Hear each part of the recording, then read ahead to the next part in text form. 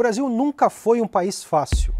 Lidamos há muito tempo com problemas sociais, desigualdades e crises estruturais que parecem nunca ir embora. E a gente sabe que mudar isso não é tarefa simples. O Brasil de hoje é mais pobre do que aquele de 12 anos atrás. O PIB per capita de 2021 é menor que o de 2012, o que mostra o quanto estamos no caminho errado. Basta olhar para outros países. Em 1990, o PIB por habitante do Brasil correspondia a 80% do sul-coreano. Hoje ele é de apenas 1/3, e não precisa ir tão longe assim.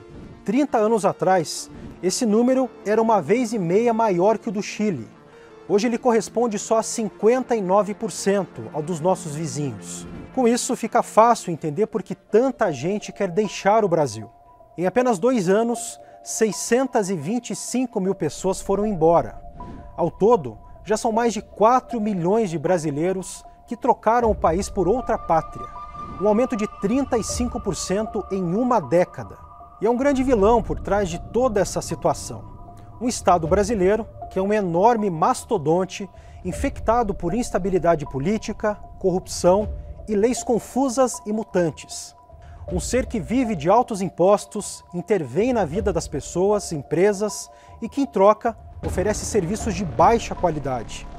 Bom, não é de se estranhar que poucos se sintam seguros para viver aqui. Imagina então empreender. Mas e aí? O que fazer para tirar o Brasil dessa inércia? Para começar, é preciso aumentar a produtividade do país. Afinal, não tem como a gente falar em crescimento de renda e padrão de vida sem falarmos em aumentar as riquezas produzidas pelo trabalhador, pela máquina e por todo o investimento feito por aqui. Isso não passa só pela geração de empregos. Para aumentar a produtividade, o Brasil precisa de muita coisa. Precisa reduzir a burocracia para quem quer empreender.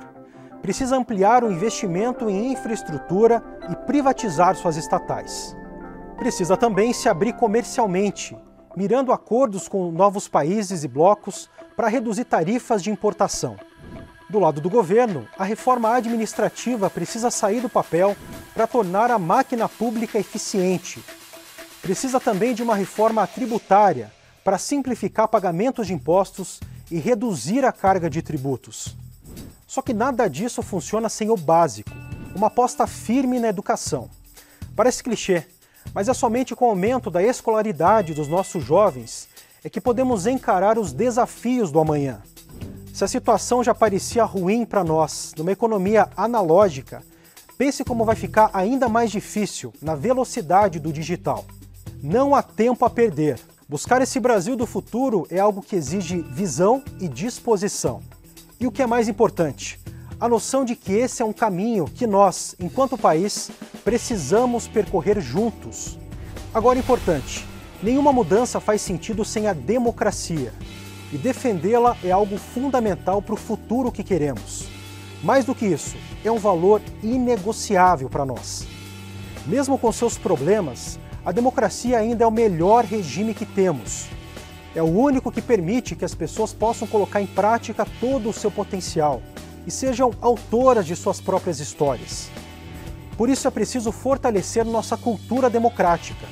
Isso significa revitalizá-la, ajustando as arestas e construindo uma base muito mais sólida para crescermos como sociedade.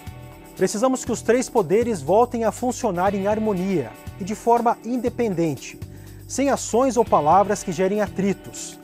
Precisamos também de um Supremo que defenda garantias básicas, como a liberdade de expressão e o devido processo legal, em vez de atuar como agente político.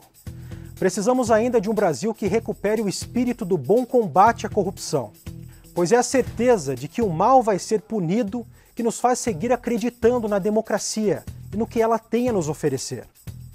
Por fim, o projeto que queremos para o futuro do Brasil é aquele que não se esquece do brasileiro. Não podemos esperar que as pessoas realizem todo o seu potencial se ainda falta o básico. Então é preciso atacar as deficiências do país e garantir saúde, infraestrutura e a segurança da sua população. Para isso precisamos do poder público e da iniciativa privada trabalhando em conjunto e de um fortalecimento da família para ser o centro dessa transformação. Já estamos cansados de ouvir e dizer que o Brasil é um país do futuro, Na verdade, ele é um país que precisa de mudanças e reformas aqui e agora. E quanto antes nos unirmos para isso, mais rápido vamos colher os frutos. Esse é o Brasil que queremos. E nos próximos vídeos você vai conhecer um pouco mais do nosso projeto para o país.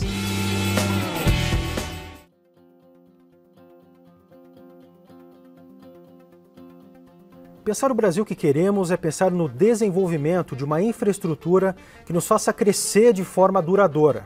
É algo fundamental para a atividade produtiva, para atrair investimentos e turistas e principalmente para o bem-estar dos brasileiros. Só que para chegar lá a gente precisa reconhecer que a iniciativa privada é o verdadeiro propulsor desse desenvolvimento que tanto almejamos. Ao Estado cabe o papel de planejar e regular. É uma mudança de mentalidade que não é fácil. O Brasil precisa entender que o Estado não tem capacidade e nem agilidade para otimizar essa infraestrutura na velocidade desejada, e muito menos dinheiro. Basta olhar para as rodovias. Dos 24 mil quilômetros de estradas concedidas ao setor privado, 74% tem estado bom ou ótimo.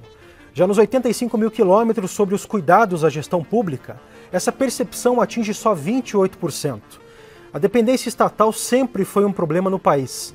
Embora muita coisa tenha evoluído na modelagem de concessões, ainda há muito o que ser feito. O investimento em infraestrutura de transporte precisa mais que dobrar para que o país tenha uma rede minimamente moderna daqui a 20 anos. E a função do Estado aqui não é tentar construir como e quanto pode, mas encontrar soluções para atrair a iniciativa privada. Isso significa pensar em bons editais e contratos e criar modelos interessantes para investidores. É o caso das concessões em bloco e das parcerias público-privadas, por exemplo. Se o governo souber ganhar a confiança do investidor com estabilidade institucional, segurança jurídica e saúde fiscal, não só o setor de infraestrutura vai ser beneficiado, mas todo o país. E isso também passa pelas privatizações das estatais, incluindo aquelas consideradas lucrativas. Afinal, não é função do Estado atuar na atividade econômica. Faz parte do princípio da subsidiariedade que tanto defendemos. No fim, a autonomia do cidadão e das empresas deve ser respeitada. E a Petrobras é o maior exemplo disso. Os escândalos de corrupção no governo PT e as tentativas recentes de tentar frear os preços nos combustíveis só mostram o quanto o país desperdiça esforços e recursos em um monopólio que só atrofia o setor privado. Ao todo são 46 empresas sob o controle da União, exercendo funções que a iniciativa privada estaria fazendo de forma muito mais eficiente. Isso sem falar da redução de custos ao Tesouro que essa mudança traria.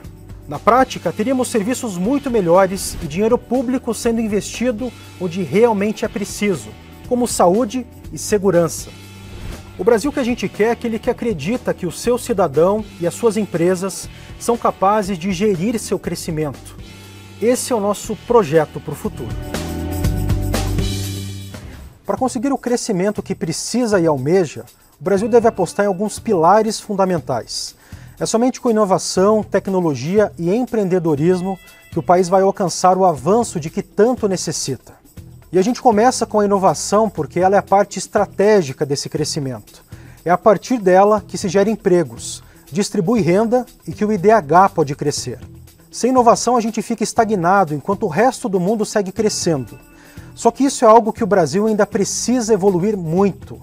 Em 2019, o país investiu pouco mais de 1% do PIB em pesquisa e desenvolvimento. É um número bom quando olhamos para o nosso histórico, mas muito ruim quando comparamos com China, Estados Unidos, Coreia do Sul e principalmente Israel. E para que essa inovação aconteça, o Brasil precisa entender que o empreendedor é peça fundamental. É ele quem vai sair da zona de conforto e apostar no inovador, no eficiente e no criativo. Por isso o país precisa estimular o empreendedorismo e o risco. E aí, o poder público precisa se questionar se o que está sendo feito pelo Estado incentiva as pessoas a usar sua força de trabalho de forma mais criativa. É preciso investir em soluções inovadoras para os vários problemas que já temos. E no Brasil, nenhum estímulo é mais importante do que tirar os freios que existem. Empreender aqui é tarefa para poucos. O sistema tributário é insano, a burocracia é imensa, a legislação trabalhista é engessada, a infraestrutura é precária e a qualificação do trabalhador deixa a desejar. Mas e aí? Como resolver isso? Bom, para começar, tirando o Estado do caminho de quem produz. É preciso um ambiente de negócios que não sufoque quem decide empreender. Com isso, temos um mercado mais arejado, capaz de gerar mais empregos e renda. Um bom exemplo disso são as startups, que ganharam espaço no Brasil. Em pouco tempo, já mostram resultados. Em 6 anos, o número de empresas desse tipo saltou de 4 mil para 14 mil. Em apenas 3, o valor investido aumentou 7 vezes, chegando a quase 20 bilhões em 2020. Só que ainda há algumas barreiras pelo caminho, como a nossa longa e eterna burocracia. Por isso, se livrar dessas amarras é mais do que essencial. E essa é uma pauta antiga, algo que o mercado pede há mais de 4 décadas. São aqueles pequenos entraves que parecem existir apenas para atrasar o crescimento ou prejudicar quem busca fazer o certo.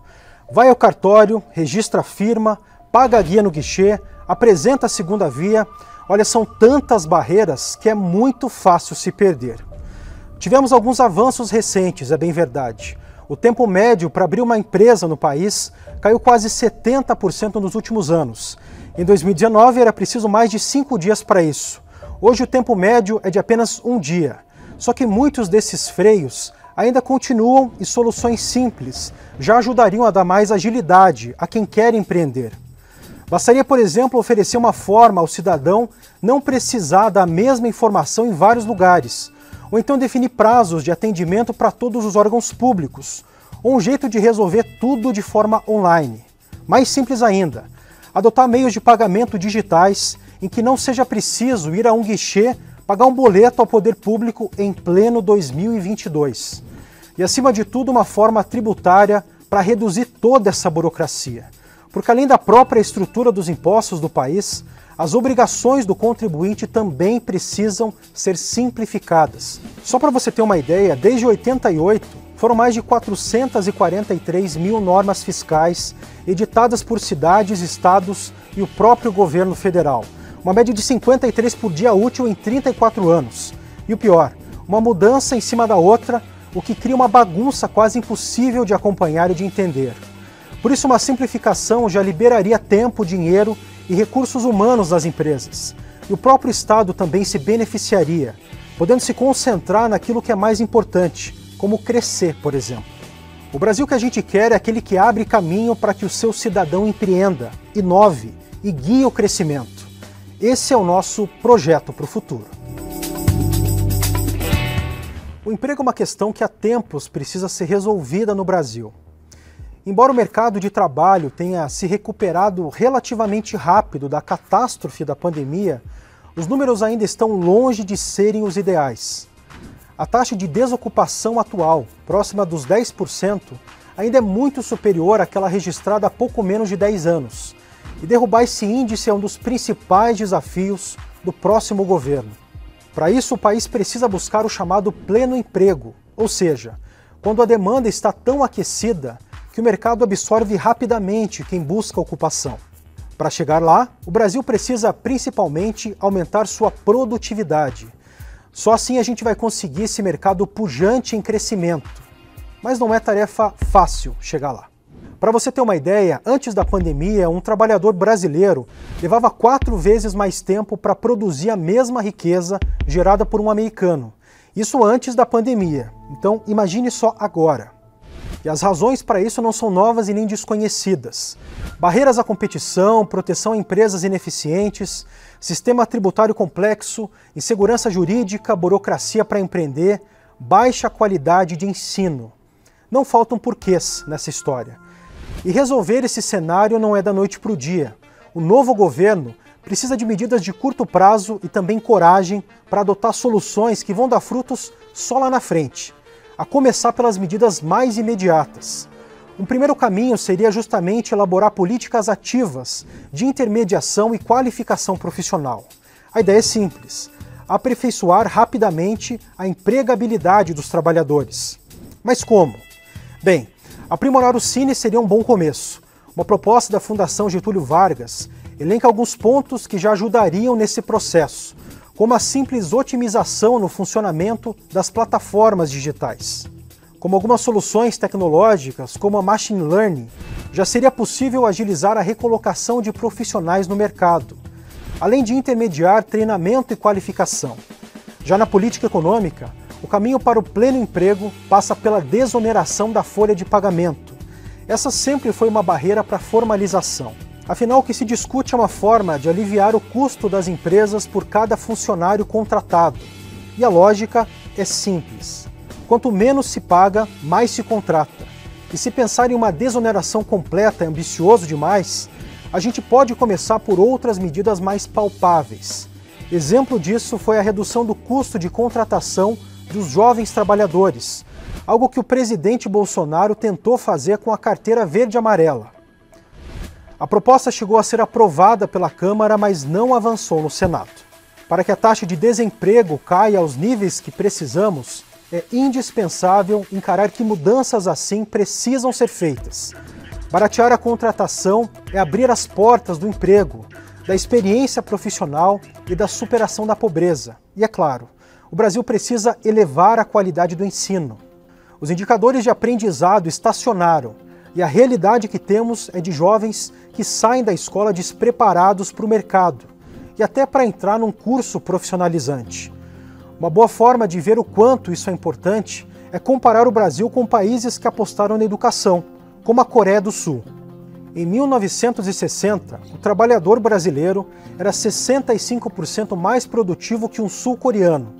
Hoje ele produz o dobro de um brasileiro. Assim, se quisermos pensar em mudanças que tenham impacto no nosso futuro, como economia e também como nação, é decisivo pensar a qualidade da educação. O Brasil que a gente quer é aquele próspero para seus cidadãos e livre para que eles coloquem seus talentos a serviço do bem. Esse é o nosso projeto para o futuro. O Brasil que cresce, gera emprego e se desenvolve é aquele que tem coragem de fazer as mudanças necessárias. E não é de hoje que se fala que precisamos mexer tanto na estrutura administrativa do Estado quanto em seu sistema tributário. Afinal, não há como pensar em crescimento duradouro sem colocar a casa em ordem antes. O primeiro passo nesse sentido é o Estado limitar suas principais despesas. E para isso, uma reforma administrativa é mais do que urgente. Embora o Brasil tenha dado um passo importante com a reforma da Previdência, é preciso enxugar as despesas também com os servidores da ativa. Isso porque temos um Estado que não cabe mais na arrecadação. Basta ver o que aconteceu com o Rio de Janeiro e o Rio Grande do Sul, que praticamente quebraram alguns anos atrás. Por isso, administrar sua folha de pagamento com racionalidade é essencial. É como em uma empresa, otimizar aquilo que já se tem, direcionar seus gastos para onde precisa e só contratar quando for realmente necessário. São medidas importantes não só para deixar as contas em dia, mas também para mostrar comprometimento e responsabilidade. Dessa forma, o Estado passa confiança ao mercado e atrai novos investimentos. Ou seja, é uma solução em que só se tem a ganhar. Outro ponto importante que passa por essa reforma administrativa é uma readequação dos salários à realidade do país. Mais do que a quantidade de servidores, o grande problema do funcionalismo público hoje são os altos salários pagos, principalmente na esfera federal. O estudo mostrou que eles ganham, em média, 96% a mais que os trabalhadores da iniciativa privada. Isso em funções semelhantes. E essa diferença é a maior constatada em 53 países, o que só reforça o quanto isso é uma anomalia que precisa ser revista. Isso sem falar de outros pontos importantes, como o desligamento de servidores em cargos obsoletos e a revisão de alguns benefícios que escancaram essa disparidade com o setor privado. As férias superiores a 30 dias e progressão, baseada apenas no tempo de serviço, são um bom exemplo disso. São pequenos ajustes que tornariam todo o funcionalismo público mais enxuto e justo. Bom para o país, melhor ainda para quem depende desses serviços. Da mesma forma, uma reforma tributária também precisa ser feita para ontem. Afinal, nosso sistema de impostos é um dos piores do mundo. Só com o tempo gasto com pagamentos de impostos, desperdiçamos 5 vezes mais horas do que a média da América Latina e 10 vezes as dos países da OCDE. Essa burocracia é uma barreira imensa para quem quer empreender e investir por aqui.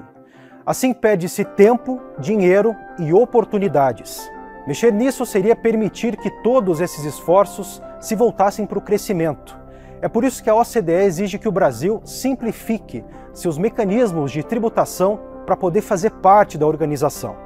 Só essa simplificação do sistema tributário já seria um avanço e tanto. Só que uma reforma de verdade deve ir além disso. É preciso rever a própria estrutura de tributação do Brasil. Hoje ela pune quem produz e quem consome. O ideal é reduzir esses impostos e deslocar a tributação em patrimônio e renda, fazendo a tal justiça tributária, que países mais desenvolvidos já utilizam. E é preciso fazer isso logo, porque quanto mais demora, mais o lobby de certos setores mexe nas regras e cria distorções que só atrapalham o crescimento do país, mantendo uma baixa produtividade e custeando empresas ineficientes. O Brasil que a gente quer é aquele que não tem medo de encarar o problema e faz as mudanças necessárias para ser mais moderno e justo. Esse é o nosso projeto para o futuro. O Brasil é uma das economias mais fechadas do mundo. Esse é um obstáculo antigo e já bastante conhecido ao desenvolvimento do país. Afinal, para crescer e ser competitivo internacionalmente, essa troca com outros mercados é mais do que necessária, é fundamental. E nesse caso, temos um longo caminho pela frente.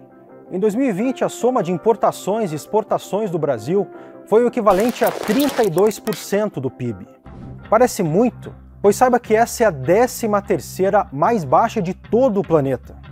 O número até que subiu, mas ainda nos coloca bem atrás de nossos vizinhos da América Latina, dos países de baixa renda, de renda média e principalmente dos de alta renda.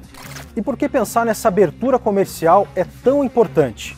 Pois ela leva a mais eficiência, reduz custos e oferece mais acesso a insumos e tecnologias. É algo que favorece pessoas e empresas. Mais do que isso, ela tende a reduzir a inflação e a elevar a produtividade da economia como um todo. A princípio, pensar em competir com empresas de fora assusta. Só que isso abre espaço para que até as empresas locais tenham acesso a insumos melhores e mais baratos. Com tarifas menores, mais empresas podem viabilizar seus negócios e mais famílias conseguem consumir o que é produzido. Assim, a economia gira e o país cresce. O grande problema é que o Brasil passou muito tempo escondido em barreiras tarifárias para dificultar essa competição. Isso resultou em empresas que não foram estimuladas a usarem seus melhores recursos, resultando em ineficiência e desperdício.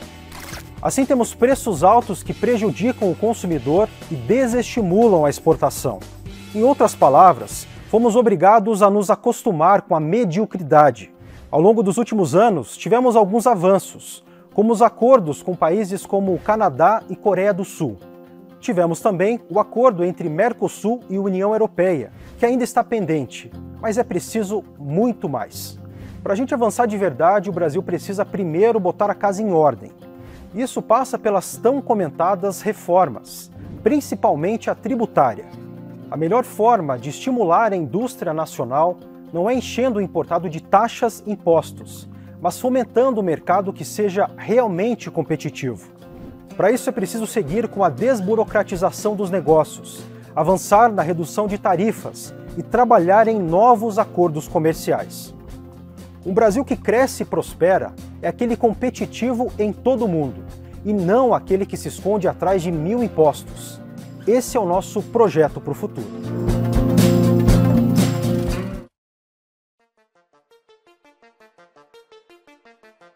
Em um momento em que muito se fala sobre uma ameaça de ruptura, fortalecer e revitalizar a democracia é fundamental para construirmos um Brasil melhor.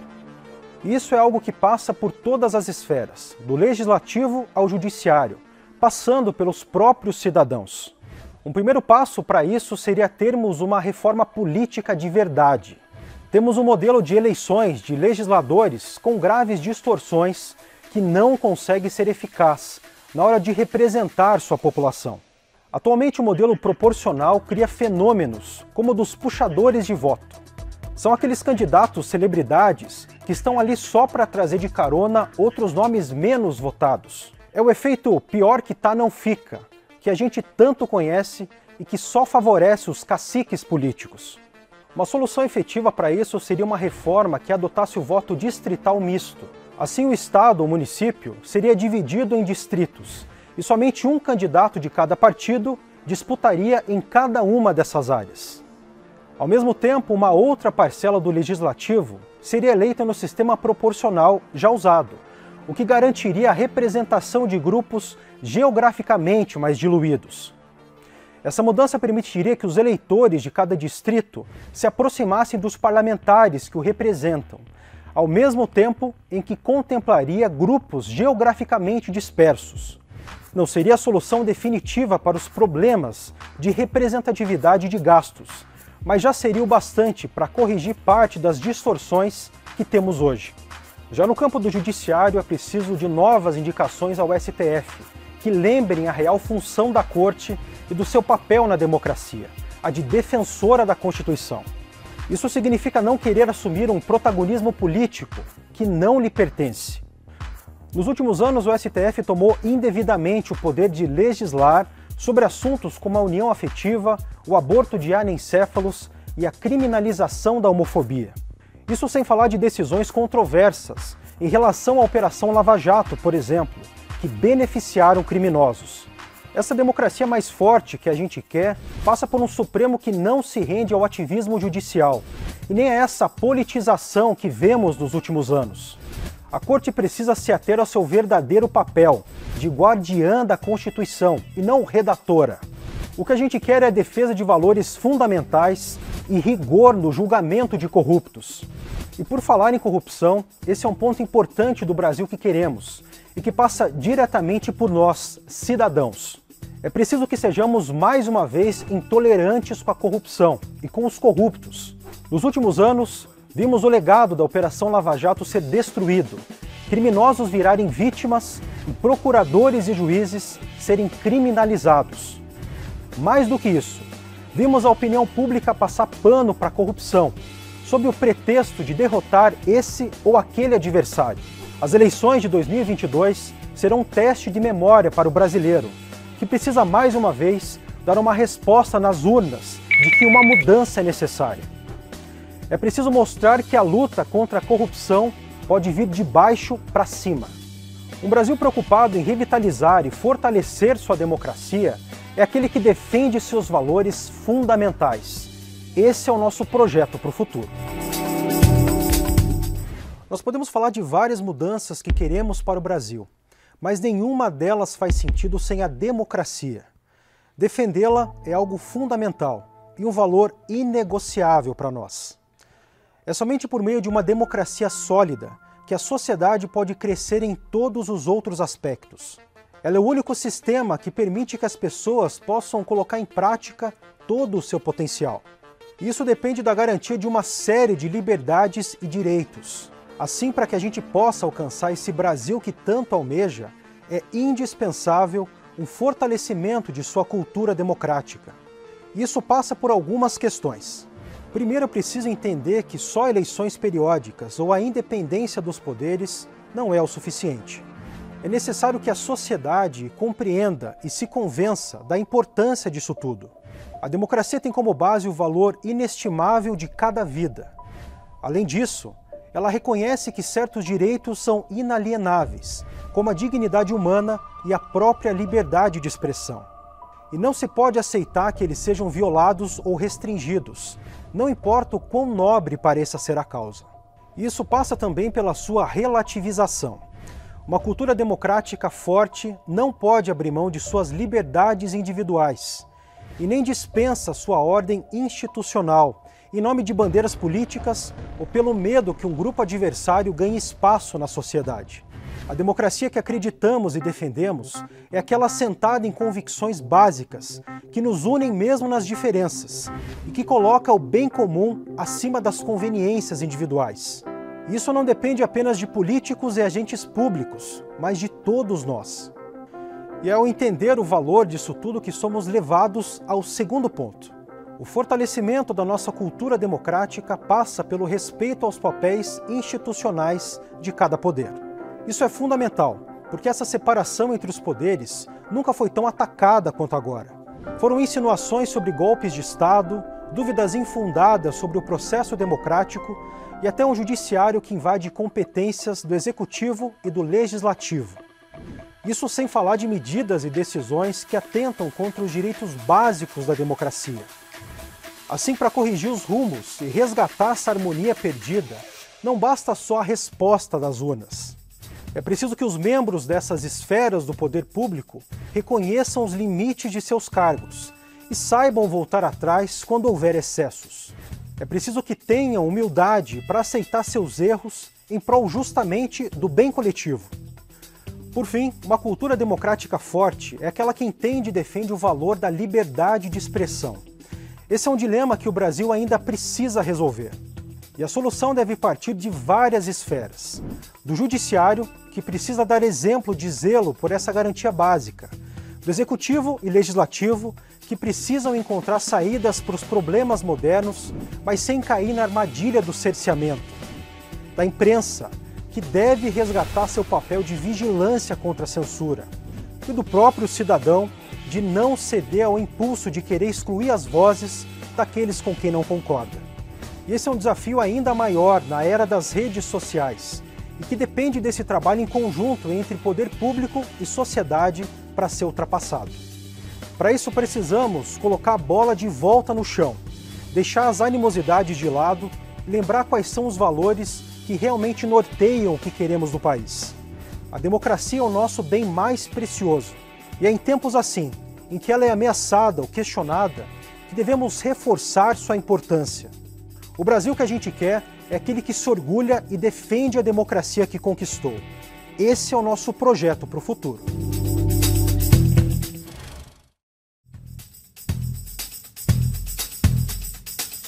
Apesar de ser o coração de uma sociedade, a família sempre foi deixada em segundo plano no debate sobre o futuro que queremos. Isso é algo que precisa mudar, pois é nela que a gente pode experimentar de verdade a dignidade de cada ser humano e ainda encontrar respostas para alguns dos problemas sociais que tanto afetam o Brasil. Por isso, políticas públicas que fortaleçam a família são fundamentais. E entender a sua importância é algo que deve se tornar tema-chave daqui para frente. Isso vai muito além do olhar romântico do que é ser uma família. É claro que a ideia de relações estáveis, duradouras, do amor incondicional e do próprio carinho são valores que devemos manter e cultivar. Mas o que a gente precisa fazer é transformar tudo isso na força da mudança. É entender por que vale a pena apostar na família.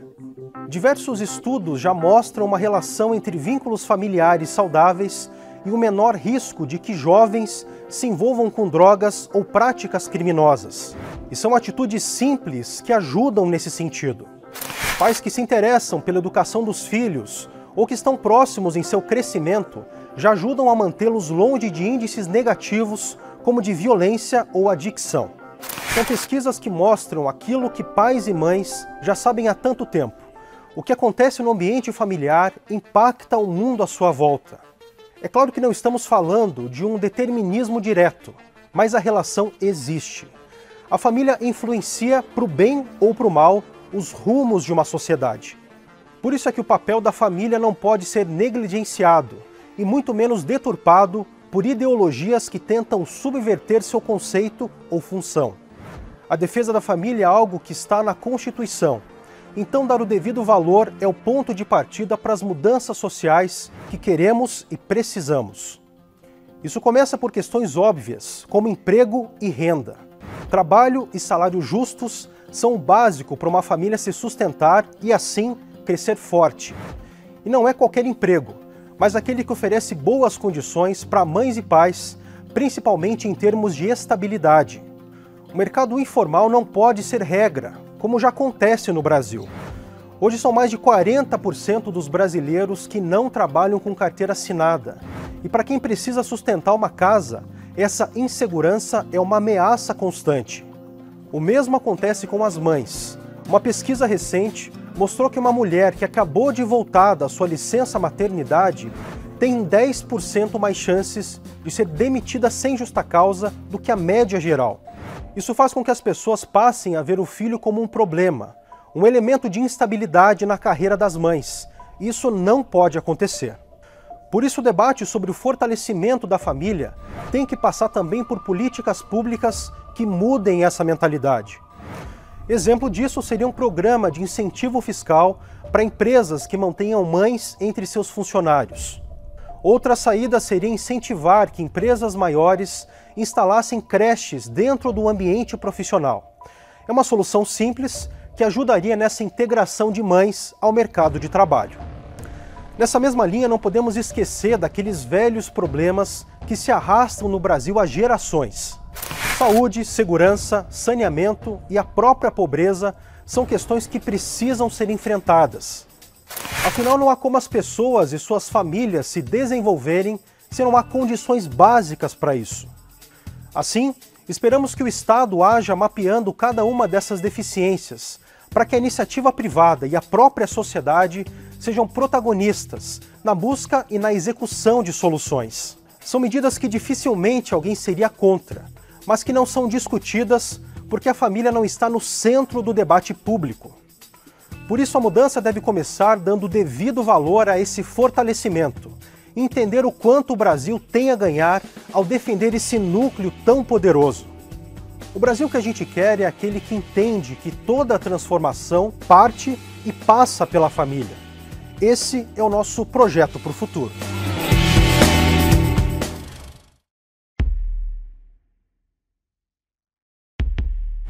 Falar em educação em ano de eleição já é lugar comum.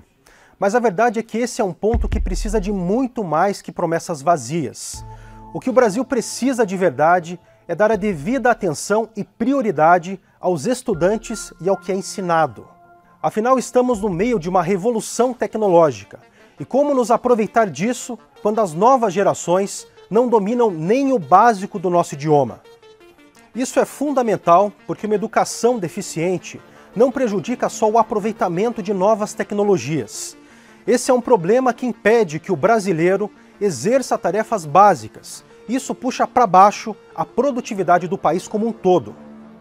Por isso, o primeiro passo que o Brasil deve tomar para reverter esse quadro é criar metas agressivas para elevar os indicadores de ensino.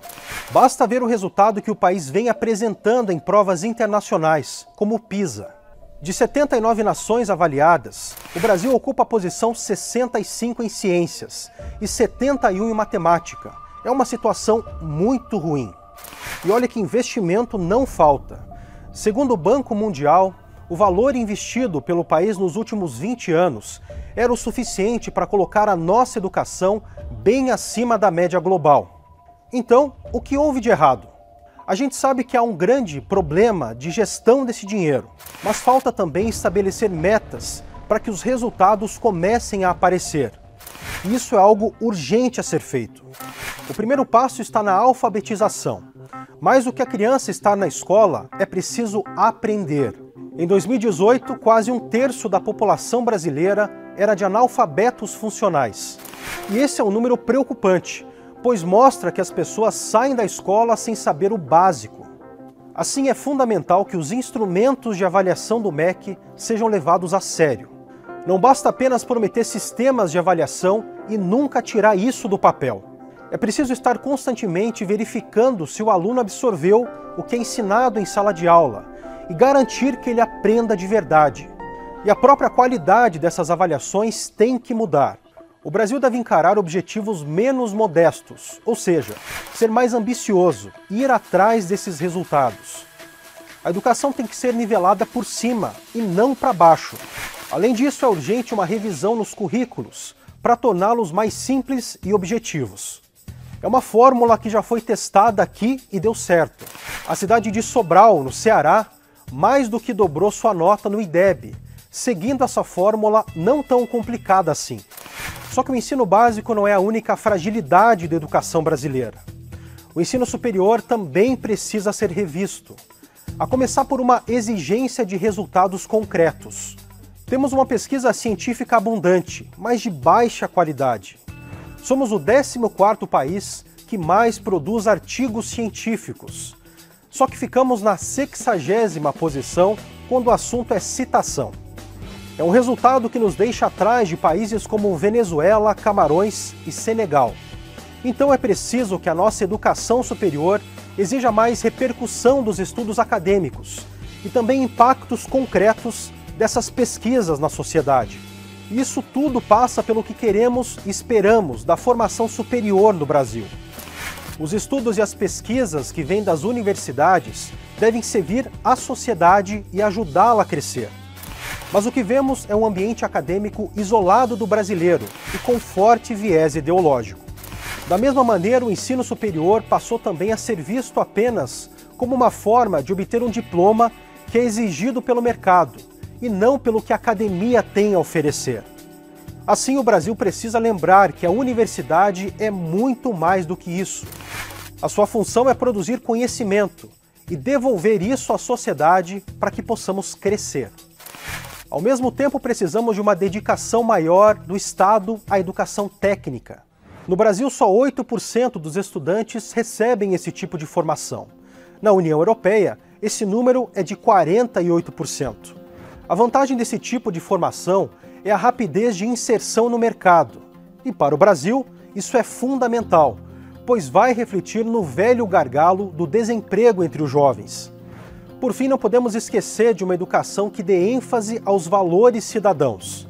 Isso significa apresentar aos jovens o valor da responsabilidade, da busca pela excelência, da cooperação e do respeito às pessoas. Enfim, tudo aquilo que a gente espera de uma sociedade melhor vem também da educação. As escolas precisam retomar seu papel fundamental e, ao lado da família, ajudar a construir o Brasil que queremos.